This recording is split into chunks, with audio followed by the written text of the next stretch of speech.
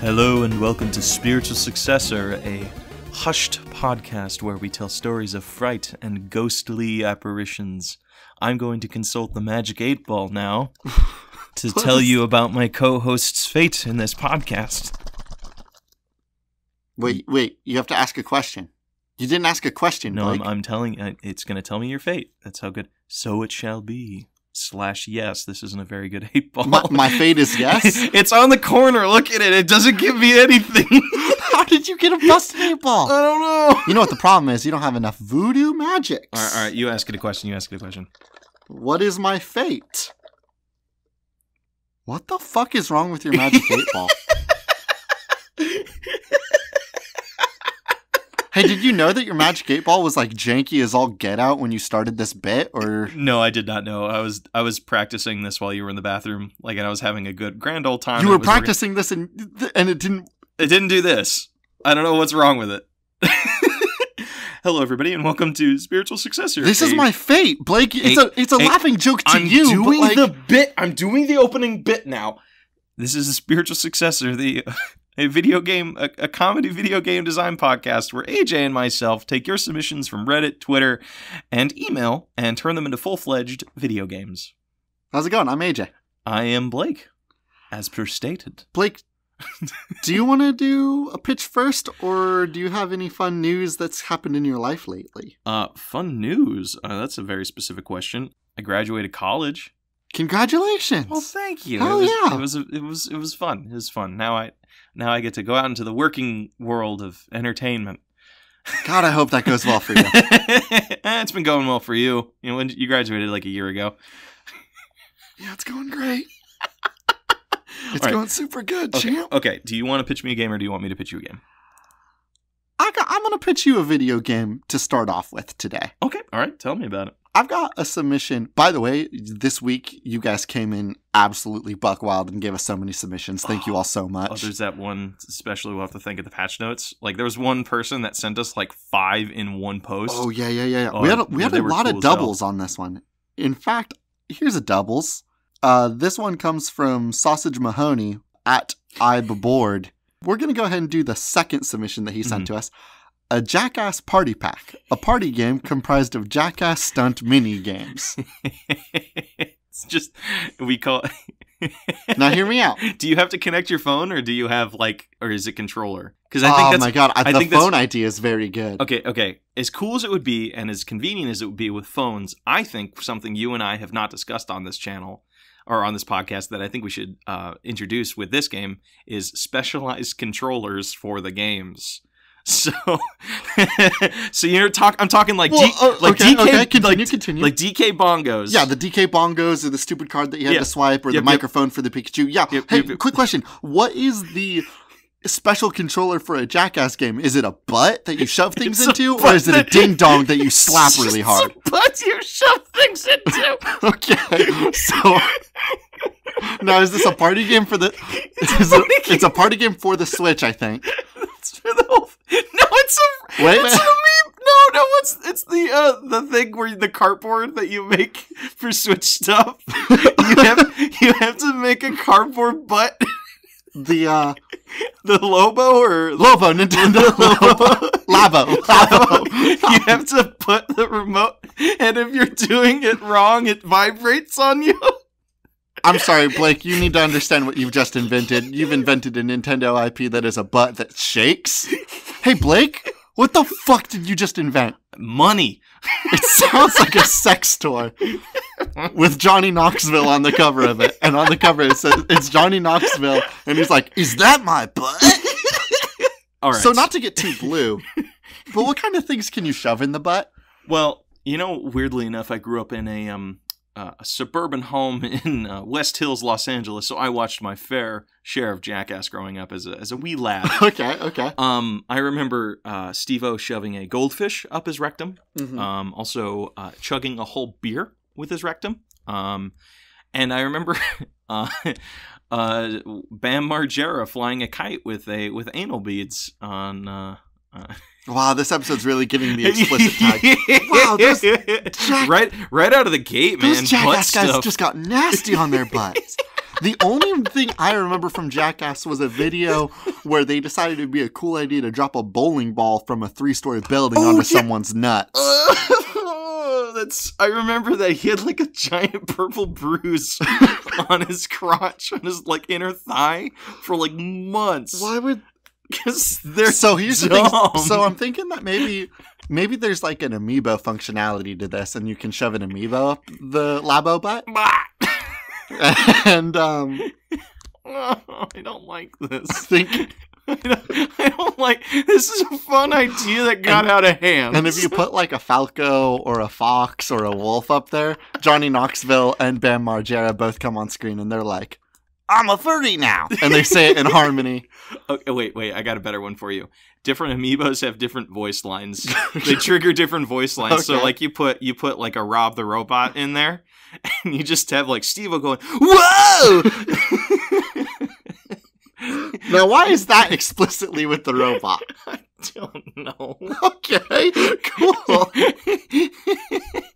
I think it would make more sense if it was I don't know. I don't want the shaking rectum to quote like Rob the Robot. I'm just saying, why Jackass.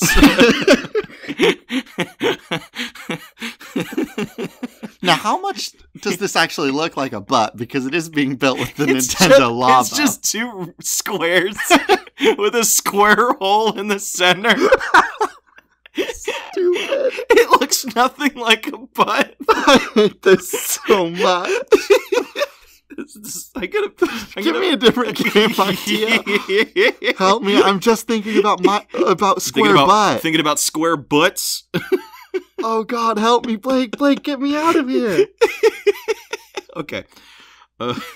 Woo! Okay, I'm gonna save my favorite for a few minutes. All right. Okay. This one's also very good. This is by W-E-Y Way at Way Herman on Twitter. A VR heist game that takes place in the world of Inception. One thing I think I don't really like about VR is like movement. Mm-hmm. I think it's very difficult. So I think VR games where you have to stay in the same room are a little bit superior. So I'm thinking you can do a thing where it's like an escape room sort of thing set in the Inception universe. So like you can turn your head and then you turn it back and then the room changes. And depending on like where you look, and like maybe you have to do like a thing where like you have to turn around 3 times before you can get that one tool that you need to solve a problem in like a room three turns ago. I think you can do a really, really cool sort of like mind fuckery sort of game. Now, are we going to go ahead and bring on the cast of it, and we're going to bring back Leonardo DiCaprio for this game? No, I like the idea of it's like an early 90s video game where it's like they just cast somebody that looks like him. Well, they cast someone that sounds like him.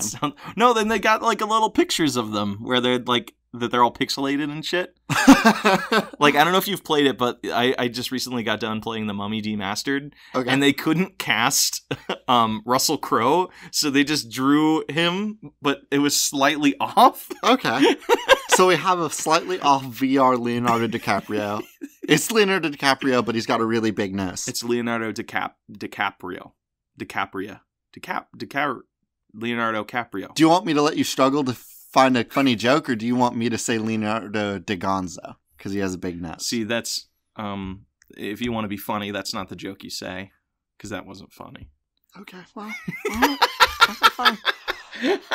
So we got Leonardo DiCaprio, and what's the point of the game? Because obviously it's a VR heist. So what are we stealing? And in the movie, if I remember correctly, it's like a memory that we're trying to steal. You're in there trying to steal. I got one for you. So the main character of the game screwed up really bad, and they need to go into the person's mind that they screwed up with and steal that memory away from them so they don't remember them fucking up that bad. And it's not even a big thing. Like, you were at a party last night and you made an ass of yourself, and now you're incepting into someone's brain, so that you can remove when you accidentally hit on them last night. I don't want this cool person to remember me, twerking in front of them, making dummy thick ass clap cheeks in front of them. So now you have to go in, and you got to find out how many layers deep the memory is of your ass clap. I hate this sentence. The things that you make me say, Blake. I'm getting gross this episode. I feel gross. You're like nasty today. I just got back from Anime Expo, which is the thirstiest of cons, in my opinion. But you haven't been to like a porno convention yet. No, I haven't, and I never will because I've heard horror stories. Those are probably Hey, story time for our fans. Oh no, are you going to tell the... Yeah, the licking story? Yeah, I'm going to tell this story because it disgusts me and it haunts me, and I'm going to leave everybody with it. Hey, Magic 8 Ball, bringing you back for a joke. Should I tell the story? Don't care what your answer is, plus because you don't work. So my uncle was roommates, or it's not roommates, but was next door neighbors with a porn actress for a long time, and she got invited to a porn convention, and she got a +1 ticket, so she brought my uncle. There was like this booth where they were giving out where these women were dancing and doing lap dances, and guys can come up and like touch them and lick them and stuff. The thing I noticed though, can we say like, which is fine, you know, if no, it's not fine. Well, no, you can't lick people. Okay, I mean, like, if it's consensual and everybody's into it, fine, whatever. I'm not going to tell people what they can and can't do if it's consensual. I will. Okay? You're an ass. But the issue was, and they didn't clean themselves in between lap dances and licking, so you just had like 40 people's saliva on these women, you would just make tongue contact with that. We are now 2 minutes and 45 seconds in, and everybody has turned off the podcast. Thank you all for listening. This was Spiritual Successor. No, they listened to 12 minutes or so. It's fine. I'm sick. I'm nauseous, and I'm in the room with you, and this sucks. Well, I have a pretty wholesome pitch I'll give you after this. No, one. You've lost your right. So, I'm pitching now. Okay. Oh, wait, we're not going to continue Are you done with the Inception VR game? You ruined it. I need you to Inception into my mind and remove that last. That's the game. I have to go in.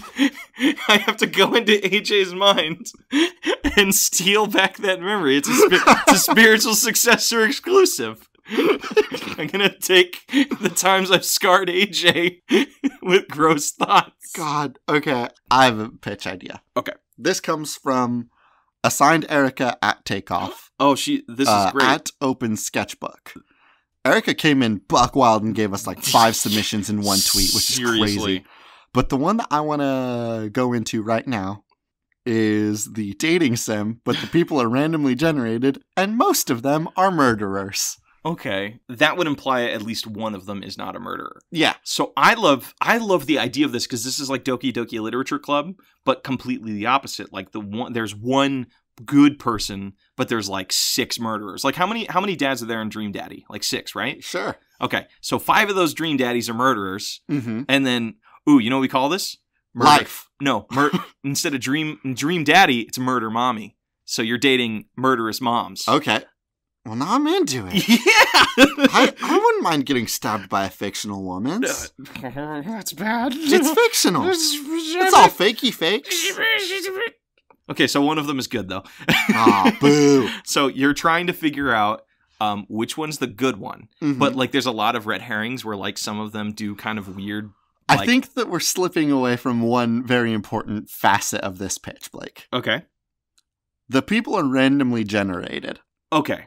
So how about this?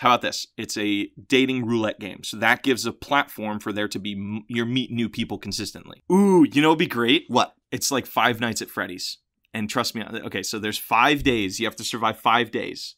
But 5 days... And you're speedrunning dates. You're doing speedrun dates every night. And to beat the night, you have to find out which speed date was not the murderer.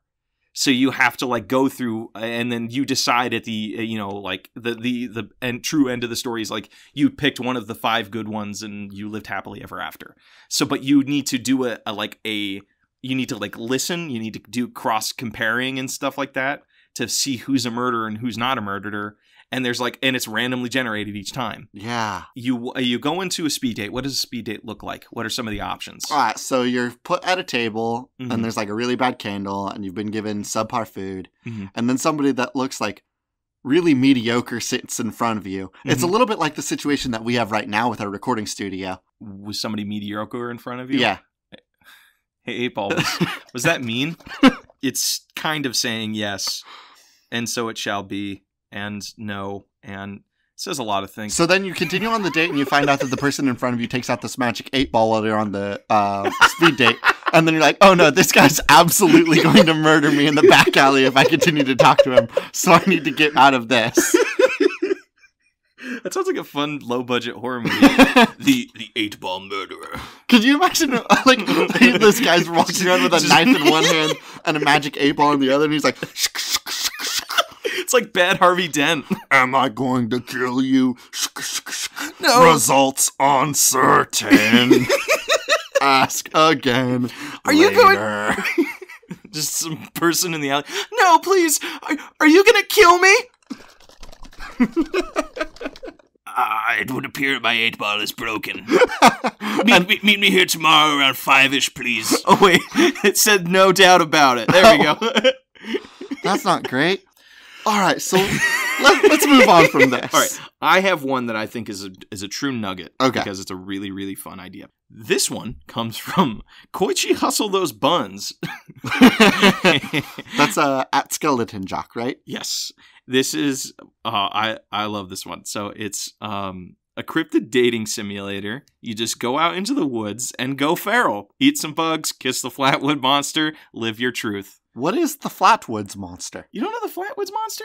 Oh, I know. I'm just quizzing you because I'm wicked smart and have an infinite knowledge of all things at all times. Okay, the Flatwoods Monster is an alien of some sorts that basically haunted or troubled the Flatwood County in Virginia for like the early 1900s, I believe. Okay, what do you do?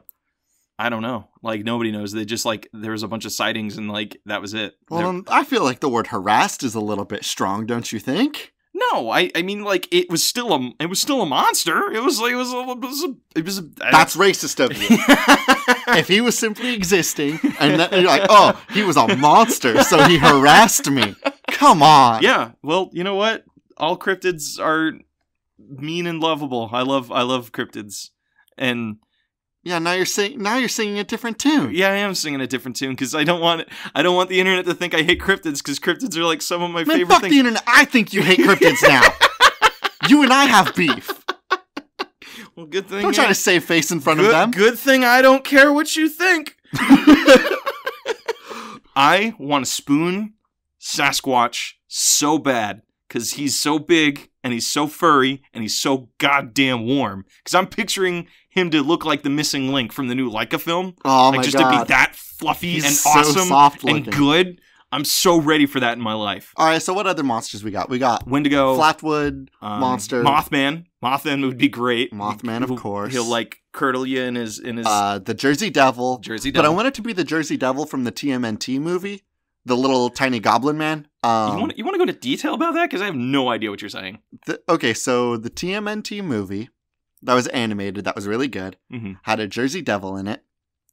And he was tiny, and he was cute, and he was absolutely feral, just as the suggestion gives us. And maybe you could go into the woods, and you can hang out, and you can go absolutely nuts apeshit hanging out with him. I think it's important. I don't want to date this Jersey Devil, because he is not a sexy demon by any means. Oh, now you're just being, what's it called? You're body shaming. You're body shaming. Do you want to say this little goblin's sexy? Hey, you know what? If you can bitch on me about calling the Flatwoods Monster a monster, I can call you an asset for body shaming this poor, beautiful, disgusting-eyed goblin, okay? This little troglodyte. It's disgusting, but some people will find him lovable, I am sure. Someone's gonna want to fuck that Jersey Devil. I want to talk about dates. I want to talk about. Okay. I want to talk about what you do on those dates. I want to talk about what you got to do, because like if you look at like Honey Pop, it's a memory game as it is a puzzle game. Is there like some puzzle element to this, like there is a Catherine, or because I want this game. Okay. What if? Oh man, I don't want to step on the shoulders of the giants that we now stand on with this podcast. But the old podcast had this idea of like the Lodge, which was like its own kick-ass game that had like you had to hunt down cryptids. Yeah, and I don't want to ape too much of that. Okay. But the idea that you have to hunt down a cryptid so that you can date that cryptid.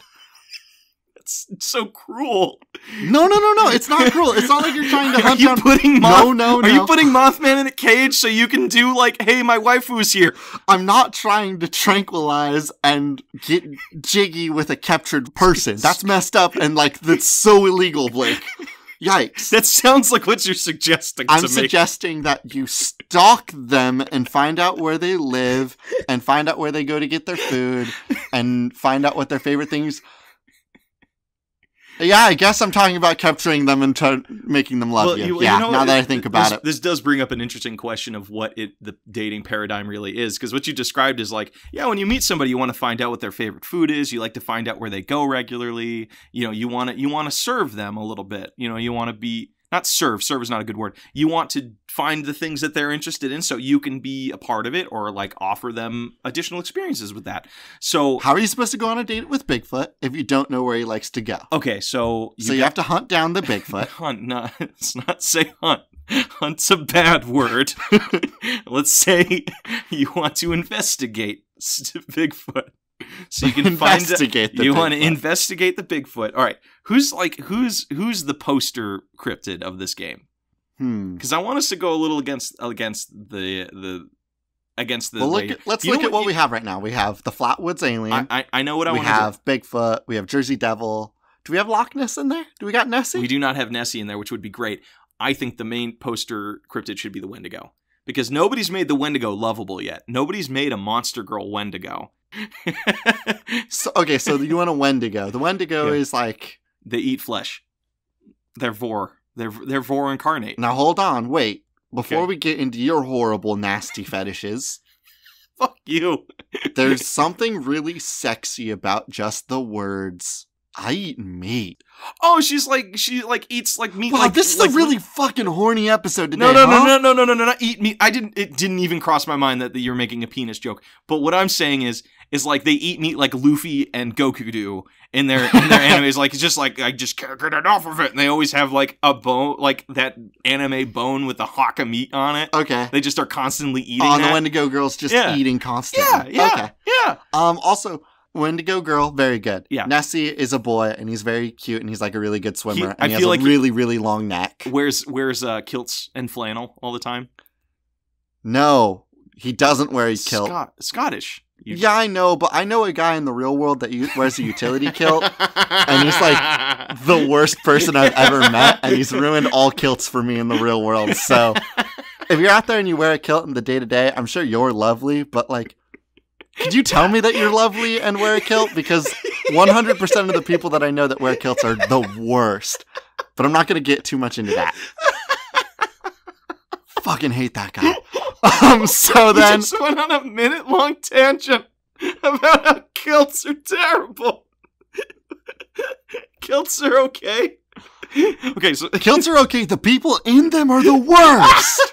Wait, didn't you tell me your theory is like if you wear a kilt for one day, you're fine, but if you wear it for longer than a week, you just become an asshole regardless of the person you are? Yes, thank you for summarizing the long tangent I've had with you. So Nessie's cool. The Jersey Devil is just the TMNT Jersey Devil. Okay. Bigfoot is just the Leica movie Bigfoot. Mm-hmm. We're totally gonna get the rights to those. Okay, Mothman. I feel like Mothman would be like, because every dating game needs that like book nerd, you know, or the one that hangs out at the coffee shop and is always just like either runs the coffee shop or has books and does a lot of reading at a coffee shop. Mm-hmm. I think Mothman's that, like the one that wears the nice like autumn sweater and just like a little formal, like cute. Little formal suit with jeans, you know. But like his wings are just always poking out like the side of his jacket. And then I think we've got. We need another good female. We need another good female in there. The Flatwoods alien is like a really cute, nice alien. Oh, are we talking like the alien from Quathrin or from because I guess Rin is like an alien or something. Oh, in the new Catherine game? Yeah, in the new Catherine game. Oh no, we're never getting that game, dude. We're gonna get it in like 3 months. Shut up. It's one of my favorite games, even though it's. Let's put a pin in this. Okay. Because I'm really this is a really fun game. Yeah, but we got so many submissions. Yeah, we do have a lot of submissions. All right, let's burn through some more. This one comes from Brooke Wilson at Guileless Argon. Thank you again so much. Let's go with this one. Actually, I kind of want to combine two of them, if that's okay. All right, so if you want to combine the two of them, read the two of them individually, and then tell me your combined idea. Okay. Jurassic Park Tycoon, where you have to make the parks exciting enough to draw in crowds, but not kill all your guests. And that's a fine submission, but I think that already exists, and I think that's already the new Jurassic Park game. Because my roommate shows me his cool dinosaurs all the fucking time. But then Brooke also submitted a Pokemon Daycare Manager. So you make like a tycoon-esque park for Pokemon? That will kill people maybe sometimes. Now hear me out. Because like Pokemon just announced that in their new Pokemon Sword and Shield, they're going to have like the really, really big Pokemon that are just like basically kaijus. Mm-hmm. What if you were doing a Pokemon Daycare Manager for the 20-foot tall Pikachus and the 800-foot tall Gyarados? So you're like the people behind the scene. Actually, okay, there's a couple ways you can do this. Because you can do a thing where like it's like a reactionary game. Mm-hmm. So like you do a thing is like you work the kennels at a Pokemon stadium, and you have to make sure all the Pokemon before their fight are up and ready and going into the ring at their tip-top shape for their fight. So you get a Pokemon at the beginning of your process, and you find out it's hungry, it needs some sleep, it's got a little bit of poison in it, and you need to figure out how all these ways to alleviate it to make sure it's ready for its match, and you have to place it or guide it using like weird conveyor belt systems or lights or something to where it gets to the proper stage that it needs to be at. That's kick-ass, actually. So it's like you have to make sure they're okay. What happens if you don't do it? What is the repercussions? Because I feel that will dictate and motivate gameplay. I think if you don't get the Pikachu to where it needs to go, it's going to get really angry and it's going to start shooting lightning everywhere. Mm-hmm. Okay. Because it's like itching for a fight and it's like raring to go and it's like 100 feet tall. What if it breaks some of your machines and you have to take time to repair them? And by doing so, you can't fix any of the Pokemon. So like, oh man, that's just really cool. And now I just want to shrink them all down and actually do a Pokemon game. Well, I mean, like and lose the Jurassic Park thing. Well, it could be different. Like, you could have both. Like, it's like some small Pokemon coming through. Oh yeah, because there's like really big monster Pokemon. Yeah, there's small ones and big ones, dude. So you have like the bigger ones require more time or more effort. Like, to clean a bigger monster obviously takes more time than a smaller Pokemon. Yeah. So that's cute. And you got to make sure they're all like brushed and like, you know how like in the Pokemon movie, like all the Pokemon looked soft and pettable? Oh. And how we're never going to get them to look like that in a real Pokemon game because I don't think Nintendo actually cares about us. So we render it out like that? So yes, we give everybody the Pokemon game they've been wanting. Here, I got one for you. And we're going to give a shit. We're gonna make the best attachment ever made for gaming. So This is going to be for Switch. Okay. And you put your Switch thing into it. It's just a circle that has the softest fur on it. And it's pressure plated. So it can feel how tough or how softly you're petting it or brushing it. So you have to like actually... You have a brush and a controller. Yeah. So you actually have to treat that fur. That way you can actually have just a really nice like, oh, I'm actually petting like a Pokemon. I'm about to help us make $1 million right now. Okay. We sell different pieces of Pokemon fur. Like, oh, you want to hang out and pet a Pikachu? Cool. Buy some Pikachu fur. Yeah, some yellow fur. You want to hang out and like pet a cool Gyarados? You got to get some Gyarados scales. Don't scrub it too hard though. Oh, that'd be so interesting. It would feel like wet seal kind of like vibe, like that rubberiness. We're gonna make millions. I want to know what it's like to touch a Pokemon. See, and I think that's the real thing you got to capitalize on the game. Because you want to pet a Pokemon? Well, guess what? We're petting a fucking Pokemon. Okay, so what else do you got to do to take care of Pokemon? You got to make sure that they're eaten. I know we've been really horny on this podcast. We've been really horny on this podcast. Please don't pitch me what you're about to pitch me. And when you go and you use the Pokemon daycares, we all know that people are just putting their Pokemon in there so that they can get nasty with a Ditto. I don't like this idea. And I'm thinking that you need to double check on that Ditto to make sure that they're not getting anything that's... They're not getting overloaded with requests. Well, yes, absolutely. Schedule is important. I was more concerned about the... Schedule the Ditto mating times. You have to have a little book. Okay. Just like, oh, the Ditto's scheduled for this. Oh, no, wait, this one's scheduled. Okay. Wait. This is it. Fuck everything else. I'm deciding right now this is the nug. You ready for this? You run a Pokemon daycare that is filled with a bunch of Dittos. You are in charge of essentially pimping out the Dittos. You are a Pokemon Why did this get so horny? It was so, like, we shifted gears for a second. It was, like, so fucking wholesome and, like, oh, we can pet them and stuff. And then you went and put your dick in it, you know? I've not fucked a Ditto. You want to make a game? They can't turn into people. You want to make a game about fucking Dittos. I want to... Say it! Say it out loud! Say it, you scum! You fucking piece of grossness! Okay, we'll go back to the one where you can touch a Pokemon. You fucking bet your ass we will. Or we'll go back to dating Mothman. Because they're all fluffy, and they're all adorable and should be protected, you bully! Okay. So, okay. Fucking Alright, so hear me out. I do want to put a pin in Pokemon Daycare because the more I think about it, the more fun this actually becomes. Okay.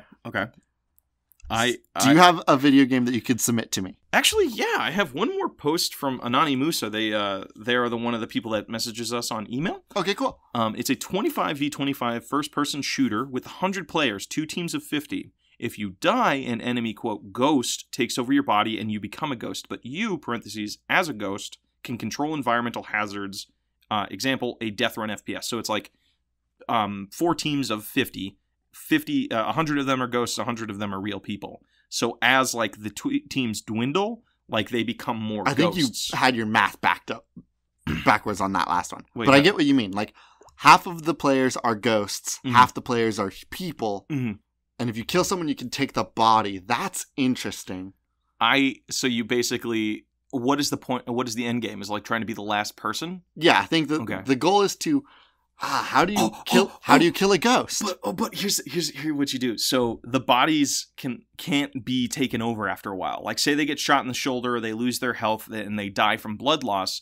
A ghost can take over the body, but say they get shredded up to pieces, that body's no good no more. So the whole point is as the environmental hazards are trying to kill the bodies without destroying them, but there's a lot of hazards that basically destroy the body completely. And whichever team has possessed the last body is the winner. Mm-hmm, mm-hmm. Okay. So you have to... Okay, so it's like, what is our area to work with? I'm thinking it's like a big warehouse, like a big indoor place that has like a bunch of... It's like a factory that has a bunch of claws, bunch of like freights and all this other stuff that you can interact with. So as a ghost, what is your form?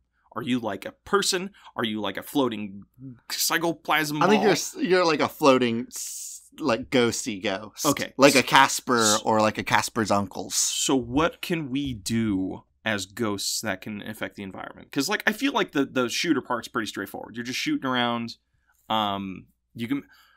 Ooh, you know what'd be kind of cool, actually? What? Just to play on this a little bit, what if you had a game where it was like one person's a shooter, but then it's a co-op game. It's a co-op versus game. So you have like for every person, they have a ghost tied to them that has to stay near them. So the ghost can do sort of defense things around that person as they are fighting. But if the shooter dies, the ghost can inhabit the body and become the shooter, but they lose their ability to defend. I love this. I love games like this. I love like this co-op asymmetrical thing. Are you talking about Fear? I was about to say, it reminds me of Fear 3. Mm-hmm. Because in Fear 3, it was a co-op thing where one person could play as like the cool soldier brother, and the other one played as a spooky ghost brother. And the spooky ghost brother could like possess things, and he could like... He had like a bigger health pool because if he possessed a body, he didn't have to worry about the body dying. Oh, that's so cool. I think he could go through some walls. Oh, that's so fucking cool. And then like the soldier character, was he a super soldier? He was a super soldier, so he had more health than like the ghost guy when he was like possessing bodies. But then he also could slow down time. Oh, that's so cool. It's so cool. Fear 3 is such a cool game. Yeah, but I've been wanting to play it so bad. But then another one of my favorite games, like playing a lot of games online, was Gears of War had a system called Wingman, where like you had to execute players to kill them, but if you had 2 players, they could pick each other up.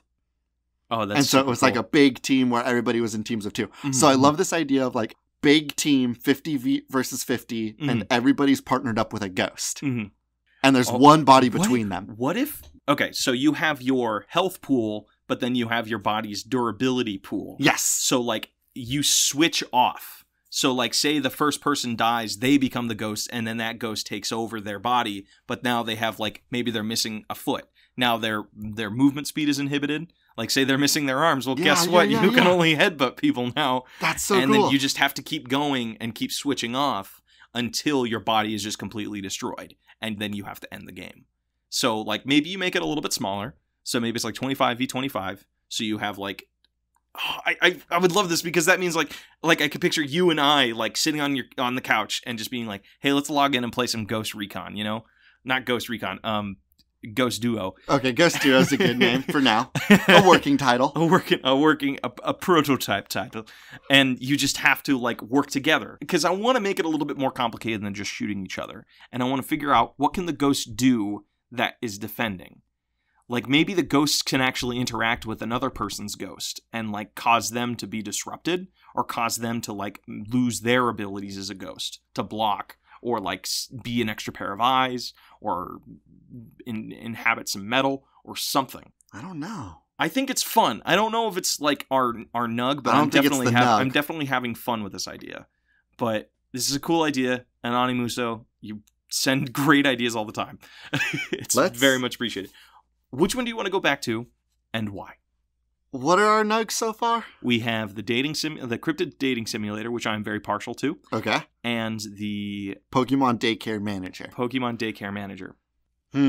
I think we should challenge ourselves and do the Pokemon Daycare Manager because we've done a couple dating sims. As much as I love cryptids, and have we done a dating sim on this show? Yeah, we did. Like, we discussed the gun dating sim in like episode 1. I think? No, that's on the Ghost tapes. That's on the Ghost tapes? Yeah, but that one never made it released. Oh. I think we did a couple dating simulators on the Ghost tapes. Oh, we did Meet Cute. Ooh. All right, let's think. I want to go back to Pikachu also. All right, let's do Pikachu. So, Pokemon what is the end Daycare game? Manager. Is it like Moonlighter, where like you are just constantly beefing up your corral of just like of your pens and all these, like you can start taking in bigger Pokemon, you can start taking in certain types of Pokemon. I think it's that you can holy shit. Okay, tell me. Did you ever play Viva Pinata? No. All I know is it was Jimmy Neutron voiced that guy. No, the guy who voiced Yu-Gi-Oh! From WB Kids played the main Pinata. Holy shit, what? Yeah, it was the guy. It was the kid. Tell me, it's a dumb story. Go. Okay, so Viva Pinata, it's kind of like you have this garden, and as you like raise animals, you can have them breed and have babies. But if you have a bunch of worm pinatas, then a bird's gonna show up because the bird wants to eat the worm pinatas. Okay. And then like if the bird eats the worm pinatas, he's gonna be like, oh cool, I'm gonna live here now. And then like if you get enough birds, then a fox will show up. And then if you have like, you can get a shovel and dig a pond. And if you get enough ponds, then like a fish pinata will show up. But like, this game sounds really cool. Why haven't I played this? I don't know. It's on the Xbox Game Pass thing if you have that. Please, everybody go play Viva Pinata. I want another one so goddamn badly. So I want to do that, but with Pokemon. Okay. So, like, you start off and, like, oh, you have, like, a couple Pikachus, and now... You have a mud pin, so you can only do Earth-type Pokemon. Yeah, exactly. Yeah. You got a big mud pin, so now all of a sudden, like, a Mudkip's gonna show up. And he's like, oh, hey, how's it going? I want to hang out here. Mm-hmm. Or, like, you get up, like, a big fire pit in the corner. Mm-hmm. And so now all of a sudden, like, a Chimchar... Like, if you get a bunch of, like, trees and a fire, Chimchar's gonna show up. So, like, the most... Oh, my God. Okay, so this either can be, like, a pen for like pre-stadium fights or whatever, or this is just a spa for Pokemon. I think it's a daycare spot where like all sorts of trainers are putting their Pokemon in there. Yeah, because it's an all natural. It's not like, they don't put them in the Pokeball, so they just heal them up by computer. No, they're gonna like heal them up old-fashioned style. Yes. So you just start, you have your little log cabin out in the middle of nowhere, and you just have your little mud pin, and you just got to think, okay, what can I buy that will make it a relaxing spot for Pokemon? So you buy a magma pit. And you can get like, yes, and then like you have the magma pit, so all of a sudden Slugma's going to show up. Yeah. And maybe Slugma comes out of the pit, and you're like, whoa, how do you get in there? That's so cool. Okay, I also love the idea that Pokemon also, like, you have Pokemon that will show up wild that will come in, and they'll just live there. Yeah, and like Pokemon, the DS one, Pokemon Sun and Moon, like the island, when you did the island management, some Pokemon would just show up. Yeah. They're like, hey, I want to live here now because there's lots of food. And then you'll also get Pokemon that are checked in by people, and that's where like you have to make sure they're good and ready before they leave. Yeah, so like if somebody brings in their Eevee, I want it to be more specific. Yeah, someone brings their Glaceon in. Mm-hmm. They're only going to bring their Glaceon if you have a good amount of like ice type things at your Pokemon thing. Ooh, what if there's a max capacity? So like you can, so people can make like specialized, like, I want to run a daycare that's specifically for ice Pokemon. So they do a complete, like and it also has this like level of just layout fun. And personability. Yeah, you can I want to build this way because I like the layout of it. I like having this thing. I can upgrade. You can upgrade certain areas. So that magma pit becomes a mini volcano. And I also like the idea that you can increase your space. As you get more money racked up from doing the daycare thing. That's another thing. I think you can get income through operating the daycare. You don't get money when new Pokemon show up because they can take up space, which you would use to make money. But because they live there, they make the zone more or less inhabitable for other Pokemon. I have an idea about that. Okay, go. To keep it wholesome, because Pokemon for me has always been wholesome. So a lot of wild Pokemon will integrate in and they'll decide to stay there. And at the beginning of the game, you don't really have much you can do about it, except for maybe they help do certain things, their byproducts create new areas or something like that. They have a little benefit. You realize that you can actually open an adoption center within your facility. So that's how you not get rid, but you can adopt out those Pokemon that are taking up space. Yes. So you run a healing center / adoption center, and it'd be so tragic. It'd be so tragic. Well, I don't want you to bring tragedy into my Pokemon Center or my Pokemon daycare. It'd be so adorable. So, you have, somebody just left their baby Pokemon at the doorstep in a basket, with a little note, "We can't take care of them. Please take care of them." And you have to figure out what to do. So you raise this little Bobby. That's the thing that motivates you to build a space. That's the thing that starts the game. It's oh man, I guess I gotta raise this space. And then the moment they build a pen, somebody leaves a baby Eevee, they build a little mud pen for this Eevee, and then it just starts attracting more Pokemon. And then some person's but hey, I need you to watch I need you to watch my Wobbuffet. Yeah, dude, please, I can't do it right now. And then you just realize, oh hey, I can make money off of this, and I love Pokemon, and I'm healing them, and all this crazy stuff. And then eventually, maybe you personally adopt that Eevee. So that's your Pokemon that you can use to interact with other Pokemon and other stuff like that. I also if it's your own personal Pokemon that's there, I think that one thing, the wild Pokemon that show up when they live there, I love the idea that maybe you can equip different Pokemon different jobs. For example, Slugma in the game already has a special ability called body heat or something. It makes it so that eggs hatch faster. So if a Slugma shows up, you can be hey Slugma, you live here now. Your job is to make eggs hatch and protect babies. And Slugma's gonna be that's my job now. This is so soft. And maybe you can name the wild ones or whatever. Yeah, the wild ones that live there, they're yours now. For all intents and purposes. So you can name them. That's the people you get to work. You have to build certain pens so more of your own personal Pokemon will come and you adopt them. Yes. And then maybe you can also maybe running the adoption center isn't the best thing. Maybe you can just assign them you unlock new Pokemon. Yeah. And different jobs and construction things need more Pokemon. Let's say that you want to build a really, really tall tower for some birds. And it's actually, a nice aviary. What Pokemon are you going to build an aviary with? And you're actually, Machop. I have a Machop and a Machamp, so that job's going to go super fast. Oh, that's And so, you could potentially rent out Machops to build items, or if you have a Machop that lives there, he's going to make things cheap for you to build. This feels like a really wonderful little, a phone game, where it's just stuff you can let bake for a while. It's it's going to take them about an hour to do this thing. Yeah. But maybe not, because I don't like those games that do that as if you pay $1, it'll move way faster. Yeah. Well, I'm fuck that. I'm not exactly. I don't want that. But I like the timing thing, because again, that was something that was in Viva Pinata, the greatest video game of all time. You could just put things to work. Oh, that's so adorable. Dude, how did we go from to Steve-O's butt to this? It's usually the opposite, I feel. We usually start here and get to Steve-O's butt. Start wholesome and then get to putting stuff in butts. Okay. This is so freaking cute, man. And we're still definitely doing the thing where you can buy essentially furs and you can brush the furs. Yes. Because I want, and it's not a mandatory thing, it's just something on the side so that you can feel how about this? It comes with a like those booklets that would have all those different materials in it? Mhm. It comes with one of those. Ah! So it's like, oh, you found yourself a brown, like an Eevee Pokemon. Well, open up to page 10, and guess what? There's a little Eevee that you can like. Or like This is like a game for kids, dude. This is super freaking cool. And then cute. but then like you also have to worry about like their health and stuff. So like a Cubchoo shows up, and like Cubchoo's like a snoz. He's a little snobble. It's like snoz goblin. He's like got his mucus everywhere. Is that gross dog Pokemon? No, Cubchoo's a really, really cute little polar bear. I love him very much. I was being mean to him, but like I love him. He's so cute. But like he's got a cold always. So if you have a Cubchoo, he's gonna get the other Pokemon sick. Oh no. So like then you have to worry about like health visits. There's a flu going around the daycare right now. Exactly. But luckily, you have a couple Bulbasaurs here. Oh, you managed to snag a Bulbasaur, and Bulbasaurs have heals. What if different Pokemon have different innate abilities? Yeah, that's what I'm saying. With like Slugma will take care of babies. Well, no. Bulbasaurs have heals. I mean, like not all Bulbasaurs have the healing power. Only some do. So like, yeah. And then like a way you can start, because now I think one thing we haven't talked about is where do you invest your money.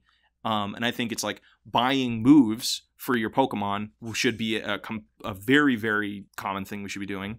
So it'll be like you invest in space, you buy more space to build pens. You can buy things to put in those pens, and you can buy moves and food. So like depending on, you can get specific kind of, you have to like do food management too. Like only plant Pokemon will eat this kind of food. Water Pokemon will eat this kind of food. So you have to do food management and stuff. They don't starve, but they don't heal as fast. Yeah, they don't eat well. They'll eat the generic food. Mm-hmm. Okay, this game is so fucking pure and good. I love this game. Here's my question: cute. Do we introduce the idea that like we have some Pokemon that are going to show up and they're like, "How's it going? I'm a Teddiursa, and I'm just going to live here." Mm-hmm. But are we going to introduce the idea of a Survivor who like is like a snake and he's kind of mean? And if you have a little Teddiursa and no mommy, I forgot what the mom for Teddiursa is. Mm-hmm. Is the snake going to come in and try to attack and eat the Teddiursa? I don't think they eat, but I do think there should be fights. I think not like you manage the fights, but it's like, oh no, a Slifer got into the pen.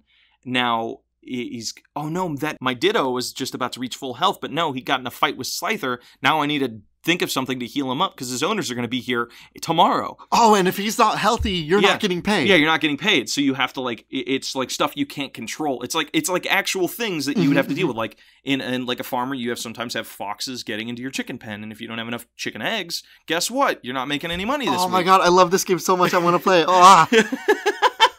All right, is there anything else we can think of for this game?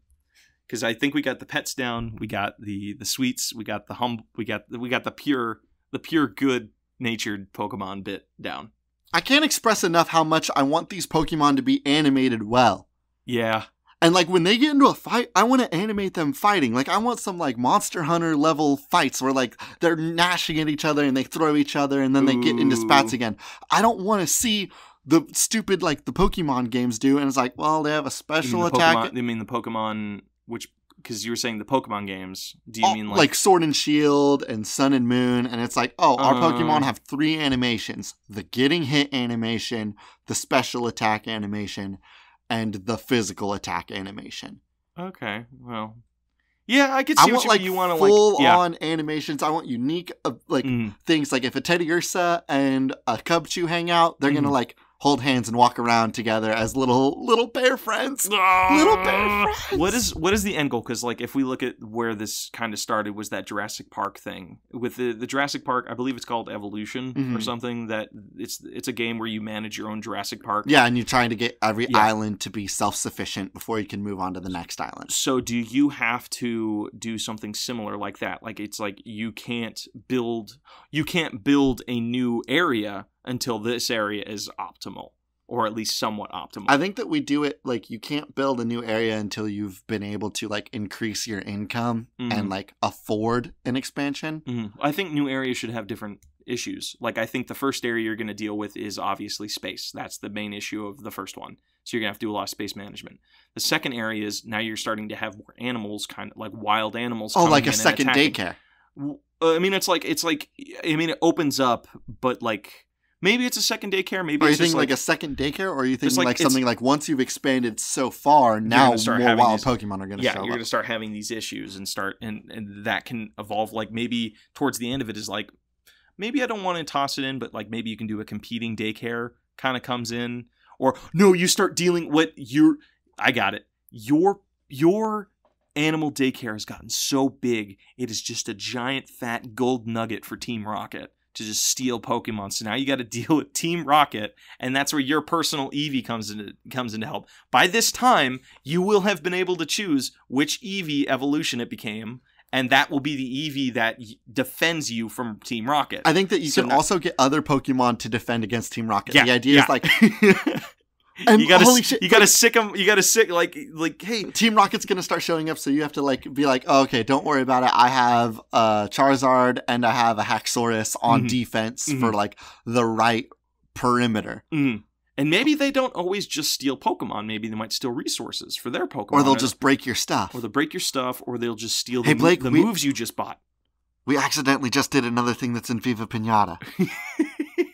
I can't express to you how much the game that we're inventing that is this perfect Pokemon game is a Viva Pinata game, except the moves. The moves thing is totally unique and awesome. And assigning them to be defending on certain areas. Assigning jobs to Pokemon. Hell yeah. That's so adorable. I'm picturing like a bunch of Machops with like their forearms just hoeing the ground and stuff. And I think that also like planting carrots. When you have like a defending Pokemon, they'll also level up when they beat a mean Pokemon. Oh, and they can evolve and stuff. And that's also how you can run into issues where like Pokemon were like, my Charizard's like wicked strong. He won't do the jobs I tell him to do now. Yeah. So he's like, they get new personality traits and get, there's the whole like mechanic. It's such a cool I want to idea. take all the mechanics that are in the Pokemon games and apply them to a farming game. So like, there's the whole mechanic of like, oh, your Pokemon's too strong. You don't have enough gym badges. Charizard's not going to listen to you now. Yeah. And it's like, he evolved too soon.